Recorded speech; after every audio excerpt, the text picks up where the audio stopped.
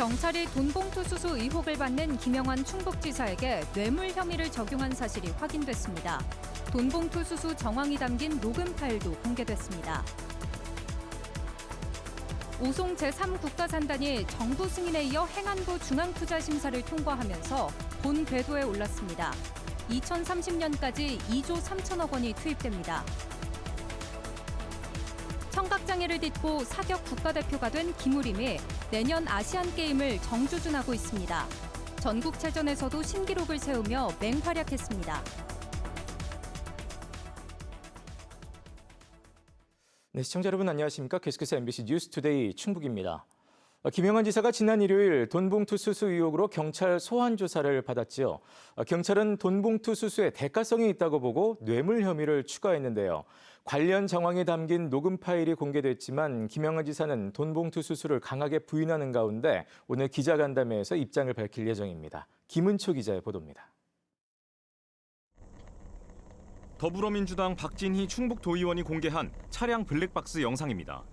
윤현우 충북체육회장이 김영환 지사로 추정되는 인물과 통화하는 음성이 녹음돼 있었습니다. 예, 지사님 접니다. 1분까지 저녁에 하신다며요. 오전에 계세요, 도에? 제가 10시쯤 도청에 들어가겠습니다. 실제로 윤 회장은 이튿날 도청에서 일본 출장을 앞둔 김 지사를 만났고 이후 윤두영 충북 배구협회장으로 추정되는 상대방과 통화하면서 김 지사에게 돈을 건넸다고 말했습니다. 지사님 만나고 왔어. 네, 그래서 이렇게 했어요. 그래서 이거 윤두영 회장님하고 저하고 둘이 시켜서 이렇게 잘 다녀오시라고 한 거라고. 그러니까 고맙다. 경찰은 통화 내용 등을 근거로 두 사람이 현금 500만 원을 모아 김 지사에게 전달한 것으로 보고 있습니다. 이 밖에도 김 지사가 지난 4월 미국 출장을 앞두고 체육계 인사들로부터 600만 원을 받은 정황도 포착했습니다. 피의자 신분으로 경찰에 소환된 김 지사는 12시간가량 조사를 받았지만 혐의를 전면 부인했습니다. 정책적인 것들이 많았기 때문에 또 도민들한테 설명드릴 기회가 있으리라고 생각합니다. 경찰은 김 지사가 실제로 돈봉투를 받은 것으로 보고 청탁금지법 위반에 더해 뇌물 혐의까지 적용했습니다. 현재까지 수사한 내용을 토대로 대가성이 있다고 판단한 것으로 보입니다. 충북체육회가 도립파크골프장 민간 위탁기관으로 공모 절차 없이 내정된 정황 등 특혜 의혹도 들여다보는 것으로 전해졌습니다. 이와 관련해 김 지사는 기자간담회를 열어 경찰 조사 내용과 함께 입장을 밝힐 예정입니다. 수사 막바지에 접어든 경찰은 김 지사의 추가 소환 여부를 검토하고 있는 가운데 이르면 이달 안에 검찰 송치 여부를 결정할 것으로 보입니다. MBC 뉴스 김우초입니다. 충북의 K바이오 클러스터를 완성할 마지막 퍼즐, 바로 오송 제3생명과학 국가산업단지입니다. 올해 정부의 승인을 받은 뒤 투자 심사도 통과해 이제 첫 삽을 뜨는 일만 남았는데요. 이곳은 바이오의 모든 것을 한데 모으는 복합단지로 조성공사에 투입되는 돈만 2조 원이 넘습니다. 이병선 기자가 보도합니다. 오송 제3생명과학 국가산업단지는 충북을 바이오 산업의 중심축으로 완성하는 마지막 단계로 꼽힙니다. 오송 1, 2산단으로 연구개발과 인허가, 사업화의 과정을 거쳤다면 이제 3산단에서 혁신과 글로벌 비즈니스까지 도달하는 겁니다. 국토부 승인에 이어 행안부 중앙투자심사까지 통과한 걸 기념해 열린 도민 설명회에서는 분양 가능성이 충분한 것으로 소개됐습니다. MOU 체결 기업의 수요가 전체 면적 대비 146%가 있는 것으로 분석되었으며 연구 및 복합 용지는 K바이오스퀘어 조성 부지 면적을 반영하여 공급 면적 대비 100%로 수요가 있는 것으로. 충북에 들어설 네 번째 국가산업단지로 2030년까지 투입될 사업비만 2조 3,481억 원, 412만 제곱미터의 면적에 교육과 연구, 생산, 주거 기능을 모두 갖춘 융복합 산업단지로 조성됩니다. 카이스트 오송 캠퍼스를 중심으로 산학연병이 협력하는 전주기 혁신 구조를 완성해야 하고요. 그 핵심에는 K바이오 스퀘어가 있는데 세계적인 혁신 거점인 보스턴 캔달 스퀘어를 우리나라에도 만든다는 계획입니다. AI 바이오 인재 양성과 임상 연구, 글로벌 투자까지 한 곳에서 실현하는 게 목표입니다. 무엇보다도 카이스트 바이오 캠퍼스를 이곳에 유치하는 문제가 있고 R&D 병원을 여기다 유치해야 되는 문제를 서울대학을 포함한 유수한 대학과 카이스트가 같이 지금 노력을 하고 있는데 국제적인 자족 도시를 만들기 위해 경제 자유 구역을 기존 5송권 면적의 3배 이상 확대한 것도 시도하고 있습니다. 충청북도는 5송 3산단을 통해 1조 7,968억 원의 생산 유발 효과, 11,500여 명의 고용 유발 효과가 있을 것으로 내다보고 있습니다. 재정 지원을 하는 충청북도와 청주시, 사업 시행자인 LH, 지분 참여를 하는 충북개발공사가 다음 달 시행 협약을 체결하면 내년 하반기에는 토지와 지작물 보상이 시작될 것으로 보입니다. MBC 뉴스 이병선입니다. 청주공항 활성화 민관정위원회가 어제 청주공항 민간전용 활주로 건설을 요구하는 116만 명의 서명부를 국토교통부에 전달했습니다. 충청북도와 도의회, 민간단체 등은 함께 국가계획에 청주공항 민간활주로 건설을 반영해달라고 요청했습니다.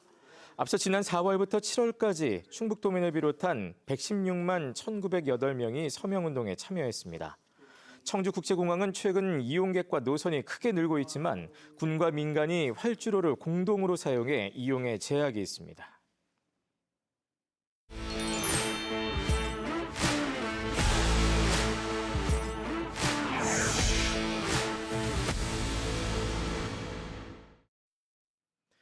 네, 지금 부산에서는 제106회 전국체육대회가 열리고 있죠.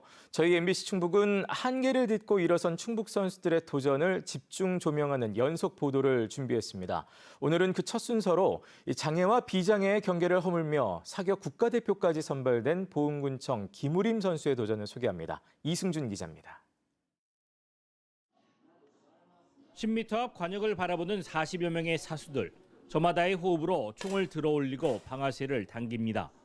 1시간 30분 동안 60발을 쏴야 하기에 흔들리지 않는 집중력은 물론 체력과 지구력도 필수입니다. 일부러 음악을 틀어놓고 소리쳐 응원하는 환경이 보은군청 김우림에겐 오히려 장점입니다. 청각장애로 세상의 소리가 닿지 않는 그에게 사격장은 고요한 자신만의 우주입니다. 본선 성적은 634.2점으로 1등. 전국체육대회 신기록도 경신했습니다. 김우림의 활약 덕에 보은군청은 개최지 부산에 0.1점 뒤져 단체전 은메달을 따냈습니다. 그러나 본선 상위 8명이 겨루는 개인 결선에선 익숙지 않은 긴장감이 방아쇠를 흔들었습니다. 첫 발이 9점대로 그치는 등 부담감을 이기지 못하고 개인전 메달 획득은 실패했습니다. 주긴 어시오도 열심히 했지만 결과가 좋긴 안 좋았다. 올해도 파이널에는 자주 들어갔었는데 아직 결선에 대한 또 긴장도라든가 이 자신감을 좀 붙여야 되는데 그거는 조금 더 훈련을 통해서. 지난 5월 전국 사격대회에서 635.2점으로 한국 신기록을 세운 김우림은 지난달 국가대표에도 선발됐습니다. 4명의 10m 공기소총 국가대표 가운데 두 번째 좋은 성적으로 첫 태극 마크를 달았습니다. 장애와 비장애의 경계를 허물며 세계 무대에서 경쟁하게 됐습니다. 아시안게임 또 세계 선수권 여기 아이에 가서 세계라이 아이 발휘하고 어디까지 보다. 하지만 국가대표라는 영광 뒤에는 또 다른 현실이 기다립니다. 세계 랭킹 포인트를 쌓기 위한 국제대회의 출전 비용은 대부분 자비로 충당해야 합니다. 넉넉지 않은 형편에 세계로 가는 길은 아직 멀게만 느껴집니다. 소리 없는 세계에서 관역만을 바라보며 쏘아 올린 김우림의 총알은 아쉽게 개인전 메달을 놓쳤지만 이미 많은 사람들 가슴에 명중했습니다. MBC 뉴스 이승준입니다. 네, 한편 충북개발공사 송기철과 이하성이 전국체육대회 금메달을 따는 데 힘입어 충북이 우슈 종목에서 2년 연속 종합 우승했습니다. 송기철은 지난해보다 체급을 올려뛴 첫 체전에서 금메달을 목에 걸었고 남자 일반부 장권 전능에 출전한 이하성은 3년 연속 금메달의 주인공이 됐습니다. 또 남고부 럭비에 출전한 충북고는 전남고를 30대 19로 이기며 결승에 진출해 2년 만에 정상 탈환에 도전합니다. 충주 예성여고도 강원 강릉FC에 4대2로 승리하며 울산 현대고와 우승을 다투게 됐습니다. 이 밖에 충북의 전통 효자 종목인 롤러는 어제 금메달 2개와 은메달 2개, 동메달 2개를 따냈습니다. 3년 만에 세종시에 대한 국정감사가 열렸지만 행정수도 완성과 관련된 무게감 있는 발언은 실종됐습니다. 대신 세종시장의 탄핵 반대 집회 참석과 세종보 처리 문제 등을 도마 위에 올려 설전이 이어졌습니다. 이교선 기자입니다. 3년 만에 세종시에서 열린 국정감사. 지난 3월 세이브 코리아 탄핵 반대 집회 최민호 세종시장 참석을 두고 윤석열 전 대통령 부부 구속에 대한 최 시장의 입장을 묻자 고성이 오갑니다. 구속이 두 부부가 다 됐습니다. 그럼 그렇게 됐어. 판단을 내려보시라 이 말입니다. 지금 이 자리에서. 잘못됐죠. 잘못됐습니다. 그러나 앞으로 재판 결과가 있기 때문에 그 유무죄에 관한 판단이라든가 하는 건 제가 할 수 없다는 말씀드리는 겁니다. 휴일 집회 관용차를 쓴 점과 공무원 대동을 질타하자 최 시장은 통상적 업무라고 반박했습니다. 어느 시도지사가 이런 휴일에 이런 행사하면서 개인적으로 이런 행사를 하면서 직원을 동원하고 관용차를 사는 사람이 어디가 있습니까? 세종보 처리를 두고 국민의힘에서는 가동 필요성을 적극 주장하며 최 시장 옹호에 나섰습니다. 진영에 따라서 이런 물 관리가 되면은 사실 주변에 있는 거기에 투자한 사람이라든가 주변에 있는 물이 꼭 필요한 이런 세종시 시민들이 희생된다고 보거든요.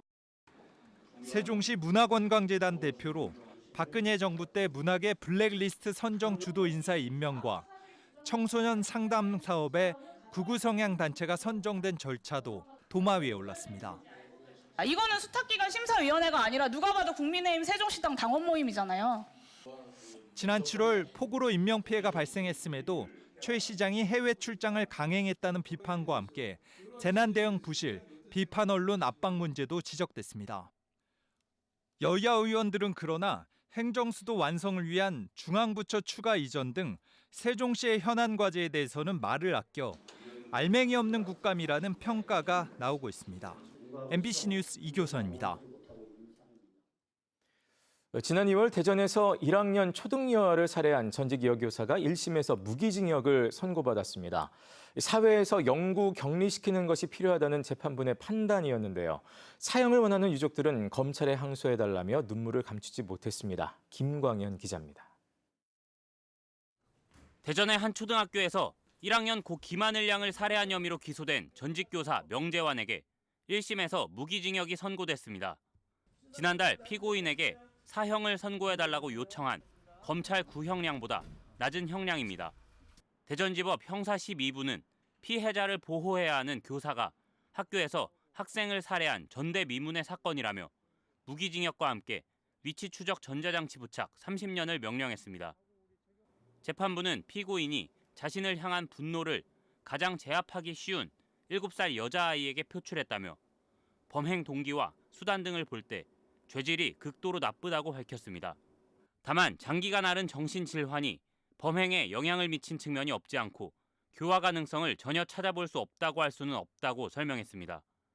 또 전자장치 부착 등 예방수단이 있다며 재범 위험성을 이유로 섣불리 사형을 선택하는 것은 법익 침해 최소성의 원칙에 반한다고 덧붙였습니다. 앞서 피고인 측 요청으로 이뤄진 정신감정에서 심신미약이 인정됐지만 재판부는 이를 감경 사유로 반영하진 않았습니다. 고 김하늘 양의 생일을 이틀 앞두고 열린 선고 공판에서 무기징역이 내려지자 유족들은 눈물을 감추지 못했습니다. 범죄가 굉장히 잔혹했고 피해도 너무 중했습니다. 무너져서 다시 회복될 수가 없는 상황임에도 불구하고 이런 결과가 나왔다라는 점에 대해서 너무 좀 아쉬운 생각이고요. 유족 측은 7살에 불과한 어린 하늘 양이 입은 잔혹한 피해에 비해 형량이 적다며 검찰에 항소해달라고 의견을 전할 예정입니다. MBC 뉴스 김광현입니다. 최근 시골을 중심으로 야생화된 들개 개체수가 늘면서 농작물과 가축 피해가 잇따르고 있습니다. 그런데 이 개들을 포획해 살펴봤더니 목줄과 등록 칩까지 있었습니다. 즉 버려지거나 방치된 반려견들이 들개가 된 것이었습니다. 박성아 기자가 취재했습니다. 포항의 한 축사 안에 들개무리가 들어옵니다. 염소들과 대치하다 새끼 염소를 사납게 공격하더니 결국 죽입니다. 이 축사에선 하룻밤 사이 염소 6마리가 죽고 30여 마리가 다쳤습니다. 포항의 또 다른 마을, 펜션 앞마당 커다란 철장 안에 개 4마리가 앉아있고 2마리가 그 주위를 맴돌며 짖습니다. 들개로 인한 농작물 피해와 주민 안전 위협이 계속되자 포항시가 포획에 나선 겁니다. 고추 심을 때도 그렇고 고구마 심었을 때도 그렇고 비닐이고 뭐고 다 뜯어요. 사람 보면 멍하고 달라드니까 그 이제 우리도 마음대로 못 날아가는 것도 힘들지. 그런데 몇몇 개들의 목에 목줄이 채워져 있습니다. 버려지거나 방치된 반려견들이 야생화되면서 들개가 된 겁니다. 동네 좀 뭐 펜션을 거의 차지하다 보니까 그런 걸 자기 잃어버리고 갔는지 버리고 갔는지. 어제도 포획을 했는 대속면 제네리에 포획을 했는데 그 주인이 있는 그 칩이 있는 개였습니다. 이전에도 한번 그 보소에 들어왔는 개이기 때문에 들개로 인한 피해는 늘고 있습니다. 포항에서 올해만 들개의 공격으로 가축 170여 마리가 죽었는데 지난해와 비교해 3배가 넘는 수치입니다. 공단이 조성되거나 대단히 주택지가 조성되면 기존에 사시던 분들이 이주를 하면서 키우던 개를 그대로 방치하고 떠나는 경우가 많습니다. 지난해 경북에서 구조된 유기견은 7천여 마리. 동물보호단체는 반려동물 등록제 강화 등 동물 유기를 방지하기 위한 근본적인 해결책이 필요하다고 강조했습니다. MBC 뉴스 박성아입니다. 의정 갈등으로 빚어진 의료 공백 사태를 막기 위해 시작된 보건소 비상근무 체계가 1년 8개월 만에 종료됐습니다. 충청북도는 정부가 어제 영시를 기해 보건의료 위기경보 심각 단계를 해제함에 따라 지역 의료 공백 최소화를 위해 도내 11개 시군 보건소의 비상근무 체계도 종료했다고 밝혔습니다. 앞서 충북도 내 11개 시군 보건소 직원들은 지난해 2월 전공의들이 사직하자 응급환자 대응을 위해 평일은 물론 주말과 공휴일에도 비상근무를 해왔습니다.